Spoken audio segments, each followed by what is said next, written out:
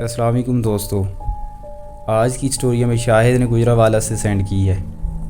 شاہد بتاتا ہے کہ میں اور میرے دو دوست فہیم اور علی، ہم لوگ اکثر گرمیوں میں نادرن ریاض کا ٹور کرتے تھے، جہاں ہم 2-3 ہفتے رہتے تھے اور مختلف جگہ پھرتے تھے۔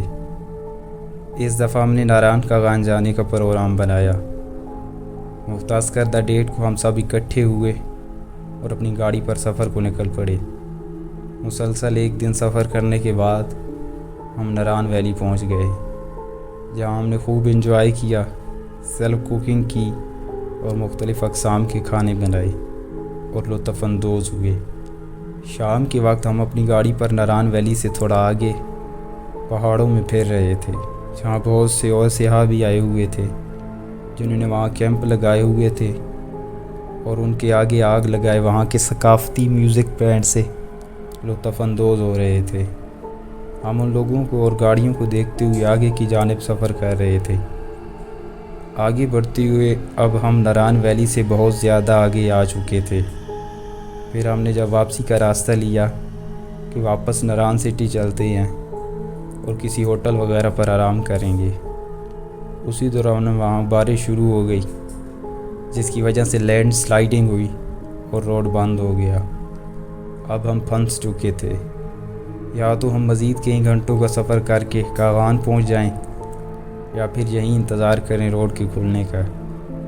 ابھی ہمیں وہاں آدھا گھنٹہ ہی ہوا ہوگا پھنسے ہوئے کہ ہم نے دیکھا کہ ایک بڑی عمر کا آدمی، جو اپنی گاڑی کو مشکل کے ساتھ پھنسی گاڑیوں سے نکال کر پیچھے کی جانب آ رہا تھا۔ جب ہم نے اس سے پوچھا کہ تم کہاں جا رہے ہو، تو اس نے کہا کہ میں نے ناران ویلی جانا تھا، لیکن ابھی تو روڈ بند ہے اور اب مجھے ایک متبادل راستہ یاد ہے، تو میں اسی کی طرف ہی جا رہا ہوں۔ ہم نے اسے کہا کہ ٹھیک ہے بھائی، ہم نے بھی ناران ویلی ہی جانا ہے۔ کوئی شخص نے کہا کہ ٹھیک ہے، آپ میرے پیچھے پیچھے چلتے آؤ۔ ہم اس آدمی کے پیچھے پیچھے چلتے گئے۔ 10 کلومیٹر پیچھے آنے کے بعد اس آدمی نے ایک لنک روڈ پر اپنی گاڑی کو ٹرن کیا۔ ہم بھی اسی کے پیچھے چلتے گئے۔ تھوڑی دور جانے کے بعد راستہ آگے خراب ہونے لگ گیا۔ پتھر اور کیچڑ میں گاڑی کو ڈرائیو کرنا میرے لیے بہت مشکل ہو رہا تھا۔ ہماری گاڑی آہستہ آہستہ چل رہی تھی، جبکہ آگے والا آدمی شاید پہلے اس راستے کو جانتا تھا، تو اس لیے وہ اپنی گاڑی کو وہاں سے تیزی کے ساتھ آگے لے جا رہا تھا، اور اب وہ ہم سے 1-1.5 کلومیٹر آگے جا چکا تھا۔ اب ہمیں اس کی گاڑی کی صرف لائٹ نظر آ رہی تھی۔ ہم آگے ہی چل رہے تھے کہ اچانک ہماری گاڑی کیڑے کیچڑ میں پھنس گئی۔ باہر گھوپ اندھیرا تھا۔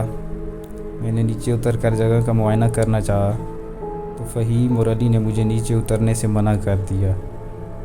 میں نے گاڑی کو آگے پیچھے کیا، تھوڑی بہت فورس لگائی تو گاڑی وہاں سے نکل گئی۔ جب ہم وہاں سے نکل کر تھوڑے سے آگے بڑھے ہی تھے کہ ہماری گاڑی کی چھت پر دھڑام کی آواز آئی، جس کی وجہ سے ہماری گاڑی بھاری ہو گئی۔ ساتھ ہی کسی چیز کے خوفناک دھاڑنے کی آواز آنے لگ گئی۔ ہم نے گاڑی کے دروازوں کو اندر سے لاک کر دیا۔ ہم مسلسل وہاں سے آگے بڑھتے گئے۔ پھر کسی چیز نے ہماری گاڑی کی بیک سائڈ کی دونوں لائٹ توڑ دی، جس کی وجہ سے ہمیں پیچھے بالکل بھی کوئی چیز نظر نہیں آ رہی تھی، اور پھر اسی طرح کسی نے گاڑی کی فرنٹ لائٹ بھی توڑ ڈالی۔ اب ہر طرف بالکل اندھیرا ہی اندھیرا تھا، اور ہم اندازہ لگا کر گاڑی کو چلا رہے تھے۔ خوف کے مارے ہم پسینہ پسینہ ہو رہے تھے۔ اچانک ہماری گاڑی بند ہو گئی۔ میں نے اسٹارٹ کرنے کی کوشش کی تو وہ نہ ہوئی، تھوڑی کوشش کرنے پر وہ اسٹارٹ ہو گئی۔ اب جب میں نے گاڑی کو ایکسیلیٹر دیا تو وہ آگے نہیں بڑھ رہی تھی، اور گاڑی کے ٹائر سلپ کر رہے تھے۔ کسی چیز نے ہماری گاڑی کو پیچھے کی جانب سے پکڑ رکھا تھا۔ گاڑی کو زور لگانے کی وجہ سے ایک دفعہ پھر گاڑی بند ہو گئی۔ 3-4 دفعہ سٹارٹ کرنے کی کوشش کے بعد بھی گاڑی سٹارٹ نہ ہوئی، جبکہ باہر سے کوئی چیز گاڑی کو ہٹ کر رہی تھی، جیسے کوئی زور زور سے گاڑی پر اپنا ہاتھ مار رہا ہو کہ دروازہ کھولو۔ لیکن ہم تینوں دوست گاڑی کے اندر بالکل خاموش سہمے ہوئے بیٹھے تھے۔ ہم نے اپنی سانس تک کو روک لیا تھا۔ تقریباً آدھے گھنٹے بعد ہر طرف خاموشی چھا گئی۔ اور ہمیں ایسا محسوس ہوا کہ جو کوئی بھی مخلوق تھی اب وہ چلی گئی ہے۔ میں نے گاڑی کو سٹارٹ کیا تو وہ سٹارٹ ہو گئی۔ اب جب میں نے گاڑی کو چلانا شروع کیا ہی تھا کہ دوبارہ سے کوئی چیز ہماری گاڑی کی چھت پر آ گئی جو زور زور سے دہاڑ رہی تھی۔ ہم تینوں نے اس مخلوق کو نہیں دیکھا تھا سوائے اس کی ایک ہاتھ کے۔ جب وہ ہماری گاڑی کی چھت پر دوسری بار آ کر گری تھی تو اس کا ایک ہاتھ ہماری گاڑی کے فرنٹ والے شیشے پر ہمیں نظر آیا۔ وہ ہاتھ اتنا بڑا تھا کہ ہماری گاڑی کا فرنٹ والا شیشہ اس ہاتھ سے آدھا کور ہو گیا تھا۔